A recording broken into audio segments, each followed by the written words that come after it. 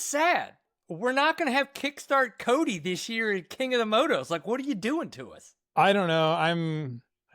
I wish they put a kickstart on that bike still. I'd get a better start. The kick and button at the same time would be ultimate scenario on the 4-stroke, but there's no kickstart. I don't know. I just have to hit the button and hopefully it fires up quick. Dude, that's so funny. That's exactly what we used to do in all the hair scrambles and cross-country races and stuff. We would hit the button and kick when we still had both of them. We're like, something's going to have to work, right? Yeah, And it's more reliable that way. You know, it helps the electric start get it going if you got the kickstart. Sure. And now I'm kind of SOL. No matter what, I'm having a bad start. So I haven't even practiced a start yet. I either have to start in neutral and go, or start in gear and hopefully it goes. I remember when there was a couple cross country races and we were trying to figure that out, right? Like we got away from the having the kickstart altogether, and it was always like, okay, you got to go up, get into the gear you want to be in. So in this case, like second or third gear, leave the clutch in the whole kill time. The bike, yeah, but hold the clutch. And you're like, don't forget, keep the that dude. Weird memories coming back for sure. That's scary. Oh, dude, that's crazy though. Like going to this, like the video was funny though, your transition video, if you will. But it just seems batshit crazy to me that is the better option. And so give just a little bit of that like 4 to 5 minute recap or whatever of like what you tried to do with the YZ, why it didn't work, and your decision for just kind of like going all in on the 4-stroke. I mean, if you want to have the most fun of your life riding a dirt bike, it would be riding a YZ 250 in like enduro style trails or a hare scramble type race. That bike is the most fun. The thing rips, absolutely, like can haul ass out of corners, like rip your arms off. But then when you want to put it in a predicament where you're trying to lug the bike, have usable linear power, and not spin the rear tire, it's a little difficult to hard enduro-wise. And I got it to be pretty good, but then the problem is it's no longer like a full one-trick pony. Like it won't cover the full wide window spectrum of what you need to do for hard enduro, right? Like, because you still need top end to go up, say King of Motos are going to have a big, nasty, sandy hill climb. You need that top end where the power valve's open. You're like ripping up this hill. And, King of Motos, I had a setup with that like hitless power valve setup, and it worked really good, like pull linear power. But then I'm trying to get up these hill climbs and I'm like, why can't I get up this hill? What is going on? And the power valve is not opening all the way. So that's an issue. And at Erzberg this year, I felt like I honestly had my best setup engine all year of the YZ 250 when I showed up, and it's the same setup I rode at Tough Like Roar. But then I kind of played it off like I was being a wimp in the prologue. That's why my prologue, I was like deep in the second row, but I had no top end of the bike. It would just kill the top end power to get the bottom end super linear. So you get it really good. I would shift the power, like the horsepower curve lower in the RPM, but then it would kind of fall off and I would lose it at the top. So I think I finally could have had something after TKO. I had everything planned out. I hit up Steely off-road. He made me a custom flywheel weight to fit in my hydraulic clutch setup on that bike, because to me, having the hydro clutch setup was more important than having an E-start. I can't have both. Wow. I can if I run a Magura, but do not put that on your bike. If Magura, I don't care, Magura, I bought one. It's the biggest POS I've ever put on a bike. And people keep asking me, and I'm like, do you know how to use a clutch? Because you don't want that clutch on your motorcycle. It's terrible. There it is. Yeah, get used to the cable. Yeah, so I ran the cable in Hawaii with the E-start, had a little bit of issues, but like honestly, I still preferred kickstarting my bike with a hydro. And on my 450, I could care less. Like I ride the YZ 450 at the motocross track with a cable, and you can jump in the air, you can adjust your clutch. When you're riding through if you're going through Chocolate Thunder, like you can't adjust your cable clutch in the rocks. I don't care who you are. So that was my issue. So Steely built me a custom flywheel weight, but then we started doing endurocross. I had zero prep in endurocross. I just showed up and started racing, and at the end of the year, I was doing better. and have high hopes for next year's endurocross season because I finished off semi decent with no prep all year, so I'll take it. That's on me. But it was just so much easier to ride. And then I was thinking about my quality of life at home and having to wire up my own wiring harnesses to run fans, and every bike is different. No one else would be able to replicate what I did. And I just kind of got over the testing aspect of it. And I didn't know I was going to have a busted up finger, to be honest. So yeah, that was before that. So it basically came down to the amount of work I needed to do is less on the 250FX platform. I could just plug a fan in. I am running the Get ECUs, which your normal person can do, but they don't have a map for it. So I've been still figuring that out to get it perfect. Because they give you the ECU and it's tunable, but it's up to you or having a tuner and having to pay someone a bunch of money to do that. Or knowing how to tune it. Yes. And I know enough to know that I don't know anything, but I can do some stuff. That's where I'm at. So how are you so energetic? Well, before I start these interviews, I make sure instead of just having an Americano, I make myself a shot of espresso. In my nice motorcycles and coffee shot glass. And of course, if you want to make sure that you have a tumbler as well, you could get a motorcycle and coffee tumbler. What's neat is it's got this little button, and now I can drink out of it. Push it again. Okay, I had to really test it. Nothing comes out. Whoa! Guys, these things are awesome. Thank you very much for your support at Motorcycles and Coffee. We really appreciate it. Please support those that are supporting this sport by going to motorcyclesandcoffee.com. See you guys in Johnson Valley.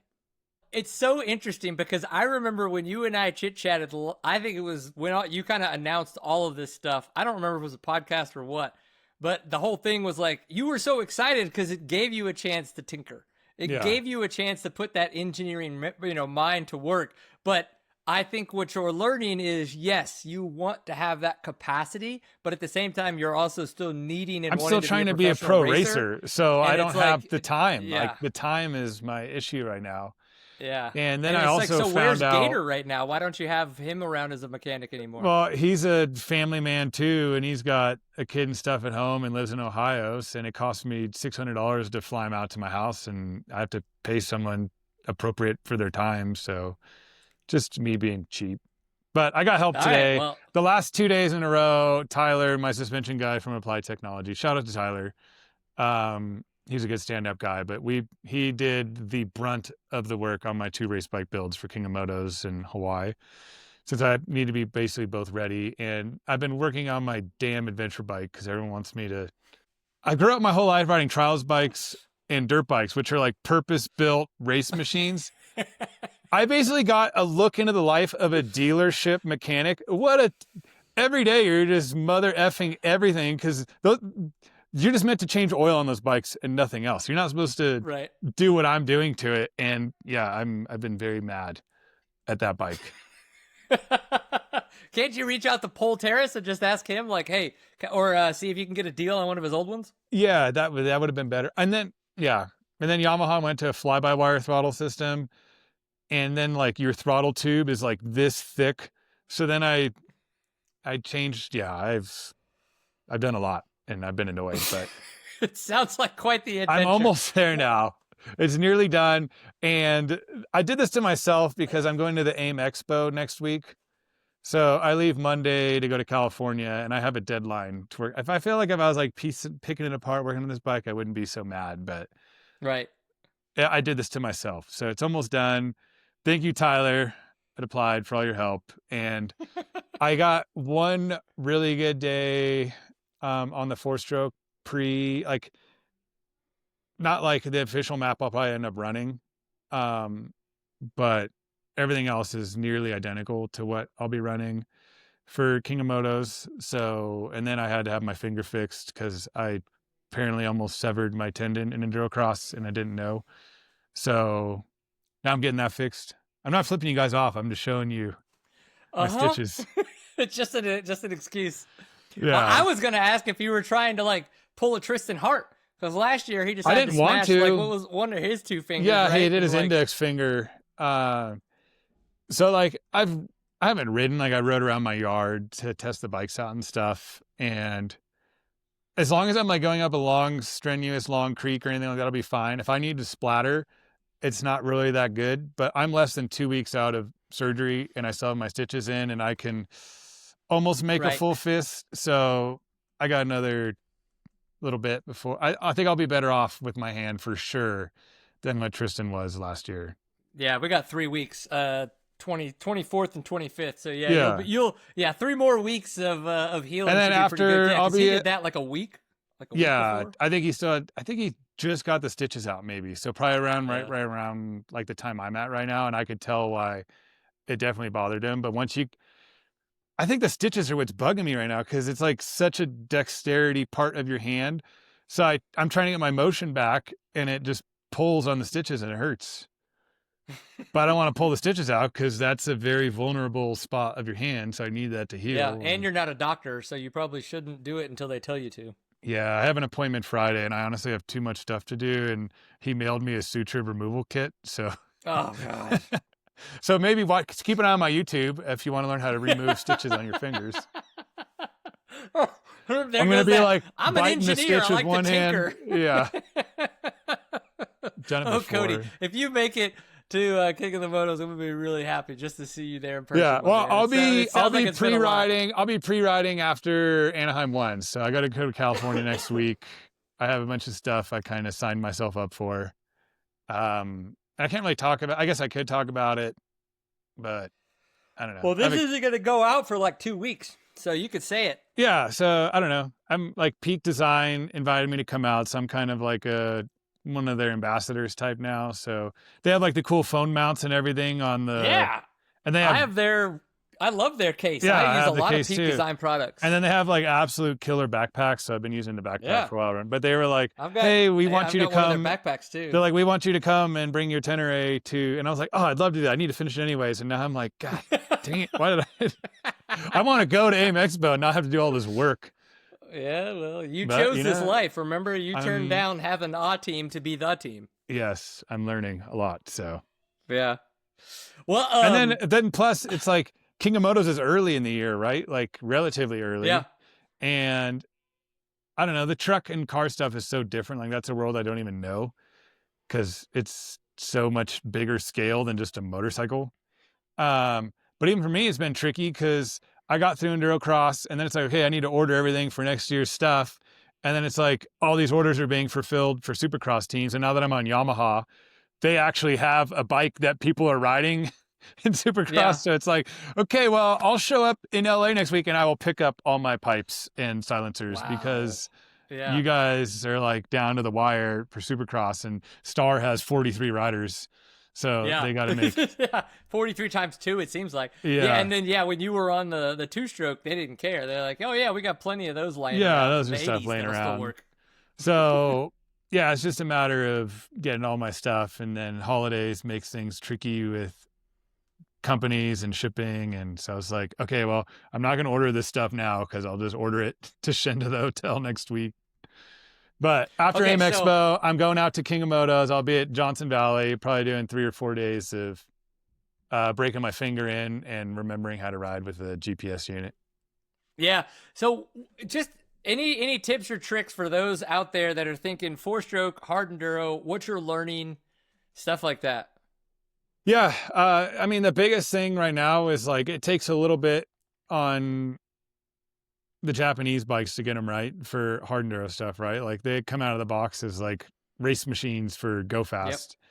So for me, I've just made some minute changes on the 250FX, and that's why it's been less work and easier for me, and I'm happier with it because just the 4-stroke pull, the linear curve makes my life way easier. But flywheel weight, absolute must.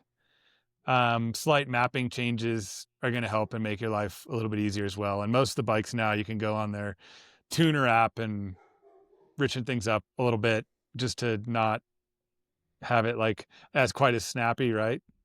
So, and then throttle tamers can help, which I'm waiting on to try. I don't know if I'm going to run a throttle tamer cam or not. So Oh, okay. So like if like say like the cam that comes when you get like lock on grips that you would snap Yeah, you on, it can would be change like out the a cams. replacement cam. Got it. Got it. Got it. And Yeah. you would slow it down a little bit because of Yeah, that. slow down on the initial a little bit because the Yamaha it's pretty mean, right? It's snappy. It's snappy.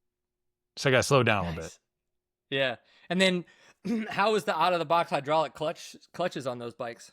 Yeah, so I actually buy like these kits out of Europe. So I do a conversion kit to go from cable to hydro. Oh, so And you're not using like the GYTR Yamaha kit? no, they only make that for the Oh. 450. So Oh, I okay. ordered 2 of those, but I'm not going to be on a 450 for King of Motos. I'll still be on the smaller platform. I think maybe Grinding Stone, I'll ride the 450 because it's not quite as techy. It's more spread out with just big hits. So I'd be easier to ride there. See what happens. Yeah, I don't know. We'll see what Justin throws at us this year for King of Motos, some of those canyons, but I've had zero time. I rode the 450 at Outliers, and I had nothing done to it. Like none of my stuff was there. It was completely bone stock, and it was an absolute rocket ship. And I'm like, yeah, I can't ride this bike at. Help. But I did ride my 26 450. I ordered 2 of them from Yamaha, and I sent them like 4 paragraphs of how they missed the mark on an off-road bike. I was kind of mean to them, but I felt like they needed to hear it. And I think they already knew because all those changes were already in store for 26. And I think they're kind of jumping on them more for 27. So. And so that's like to the FXs, or like, are you talking about like the WRs? That's or the which model FX because most people don't know this. The FX and the WR are like identical chassis, identical engines. You just have a choked up ECU for emissions and a little bit more like carb compliant stuff on a WR because they're DOT approved. But if you just put an FX ECU on your bike, transmission's the same. Everything's kind of the same. It's just an ECU mapping thing. Okay. A couple little emissions things. And basically, I thought in my mind it was cheaper and easier to buy, or with my deal with Yamaha, converting them was to do an FX and just buy the WR fan out of my parts allowance, and it plugs right in, and you're done. Yeah, that makes sense. And That's then cool, dude. I think another issue with like the Austrian bikes, I don't know if they've changed them yet, but like you do the plug-in fan kit, and then the fan, like you turn the engine off, and the fan keeps running. And then you kill your battery. When I put the stock ECU does that on the Yamaha as well. I feel like it's a safety thing for these brands to do, but with the Get ECU, I can turn off. Basically, there's a relay in there, so when I turn off the bike, my fan will shut off, and I won't be killing my battery since it's e-start Yeah, only, I think they were saying because the stator on the Austrian bikes now is so small that when that happens, it drains the battery like a lot, right? While it's doing that, and then as you start riding again, like it'll never get enough. It can't charge up enough once back. it starts draining a lot. Right, And yeah. like at these hard enduros, when these guys are waiting in like the bottlenecks in the B class or C class, the bike's getting hot. It's just sitting there killing the battery. And then you're gonna have a kickstart. That's specifically backup. why I got the Tusk radiator fan, is because it doesn't draw as much power as the ones that the more OEM ones, or the Trail Tech one. I believe the Trail Tech one actually draws a lot more power as well. So putting that on my gas, which and then you can also run a switch on the bars too, so it turns off and on. Yeah, and is that just one of those things where it's essentially just a relay switch, where it's more of just like an on-off, like? I think it's just something with the ECU telling it to turn off and on, because it has that ability with the relay, because I don't do literally anything else besides plug in the Get ECU in my bike, and then it shuts off when I turn the bike off. And I don't know why stock doesn't do that. So I was nervous at the Red Bull Outliers because I ran stock ECU and the fan, and luckily I didn't have any issues. Right. Red Bull would not have liked that. Well, dude, what did I miss? We got like 3 weeks. We just said it. You're healing, but you're physically healing. You're mentally healing. It sounds like emotionally you're probably in a pretty good state. Well, I'm almost in a good state. I need to get through. I need to be on the road Monday, and then I'll be okay. I mean, I'm ahead of schedule right now. It is, what day is it?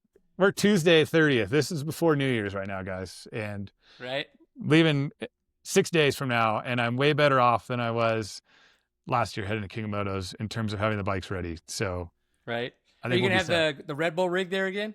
Yeah, Red Bull Rig will be there, which will be sweet. Super Mario will be there helping out. Yes, love Mario. And I don't know, it'd be nice to see if we get some of Yamaha guys to be there again and see. So, yeah, I don't know. Everything's seems to be on order. Hopefully it ends up being less work for me this year. But this first race is just such a doozy with us for King of Motos because it's pretty early in the year and I have to send a bike the next day or something like that to Hawaii. So there's just a lot of moving parts logistically for us to make it happen. And then a lot of big expenses because you're kind of at King of Motos for a longer time. It's a little bit higher entry fee than we're used to.